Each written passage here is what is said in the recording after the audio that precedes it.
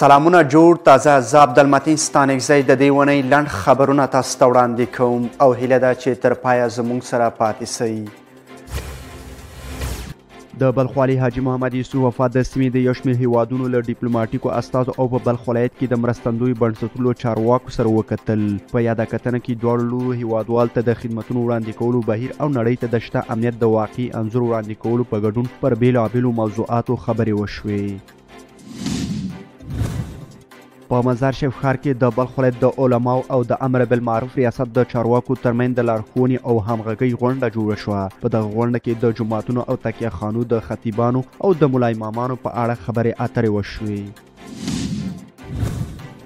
د بلخ والي حاجي محمد یوسف وفا په مشرۍ د بلخ ولایت د ټولو ولسوالیو له ولسوالانو، امنیه قمندانانو او د استخباراتو مدیران سره د همغږۍ ناسته ترسره شوه. په یاده ناسته کې د بلخ ولایت یو شمېر لوړپوړو چارواکو هم حضور درلود. د بلخ ولایت مرستیال والي دغه ولایت له یو شمېر صنعتکارانو او ملي سوداګرو سره ناسته ترسره کړه. په یاده ناسته کې یو شمېر ګډونوالو په نوبتي ډول خپل فعالیتونه او لاسته راوړنې په هکله بشپړ معلومات وړاندې کړل او ټینګار یې وکړ چې په ګډه به هڅه کوو خپلو هیوادوالو ته په بېساري ډول خدمات وړاندې کړو.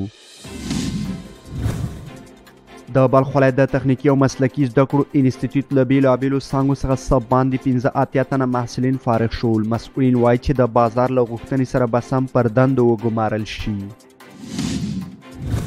د بلخ په شولګرې، چمتال او بلخ ولسوالۍ کې د 1,10,000 امریکایي ډالرو په لګښت کور په کور د پاکو اوبو رسولو 3 پروژو چارې پیل شوي. په دې پروژو کې سولري سیستم او یو شمېر ژورې څاګانې شاملې دي چې د کلیو پراختیا ریاست له لوري او د UNDP دفتر په مالي لګښت کیندل کیږي. په مزار شریف ښار کې له یو خصوصي تحصیلي بنسټ څخه څه باندې 15 تنه محصلین له 2 کلنۍ تحصیلي دورې بشپړولو وروسته له بېلابېلو څانګو څخه د یو مراسمو په ترڅ کې فارغ شول. د افغان غاز تصدۍ مسؤلین د شبرغان مزار د غاز د نل د غځولو پرمختګ خبر ورکوي او وایي چې اوس مهال د دې پروژې کار د بلخ ولایت په چمتال ولسوالۍ کې روان دی. هغوی ټینګار کوي چې تر ټاکل شوي مهالویشه مخکې به د دغه نل لیکه بشپړه کړي. د بلخ ولایت امنیه قمندانۍ ویان محمد آصف وزیري وایي چې د مخدره توکو پر ضد د مبارزې مدیریت یو کس چې 65 کلونو عمر لري د شرابو په پلور د مزار شریف ښار په 9 امنیتي حوزې په سیمه کې نیولی دی او د یاد کس څخه 50 لیتره الکولي مشروبات ترلاسه شوي. د بلخ والي حاجي محمد یوسف وفا په مشرۍ د زون په سطحه د سوداګرو، صنعتکارانو، سکتوري ادارو د رئیسانو او د هیواد د سوداګرۍ او پانګونې خونې د مسؤلینو ترمنځ د سوداګرۍ په برخه کې د شته ستونزو د حل په موخه غونډه ترسره شوه چې د شمال زون په سطحه د دولتي ادارو یو شمېر مسؤلینو ګډون پکې کړی و. د بلخ ولایت مرستیال مولوي نورالهادي ابو ادریس د بلخ ولسوالۍ د اوسیدونکو د ټولنیزو ستونزو د لیدو او اورېدو په موخه له خپل پلاوي سره دغې ولسوالۍ ته سفر وکړ او د مرکز او شاوخوا کلیو له اوسیدونکو سره یې په بېلابېلو برخو کې پر شته ستونزو او د حل په موخه خبرې وکړې. د مزار شریف ښار په 4مه ناحیه کې د کارتي ظهیرالدین فاریابي سړک د کانکریټ اچونې کار د دغه ښار د ښاروالۍ له بودیجې څخه د 22 میلیونه افغانیو په لګښت پیل شوې. چارواکي وایي دغه سړک 1400 متره اوږدوالی لري او د جوړېدو چارې به یې په راتلونکو 4 میاشتو کې بشپړې شي.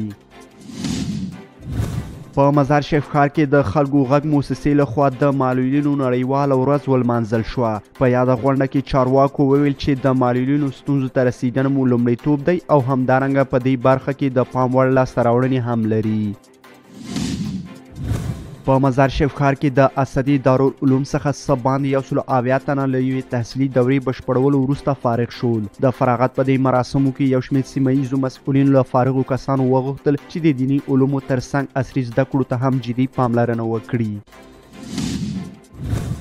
په مزار شریف ښار کې د څه باندې 3 میلیونه افغانیو په لګښت د یو شمېر پروژو چارې پیل شوي. په دې پروژو کې د ښار حلقوي سړکونه او د 8مې ناحیې په مربوطاتو کې د ځمکې لاندې 2 پلې لارې هم شاملې دي چې چارې به یې په راتلونکو 4 میاشتو کې بشپړې شي. د بلخ ملي تلویزیون قدرمنو لیدونکو دا د دې اونۍ لنډ خبرونه چې ما عبدالمتین ستانکزي تاسو ته وړاندې کړل. تر بیا ښې چارې.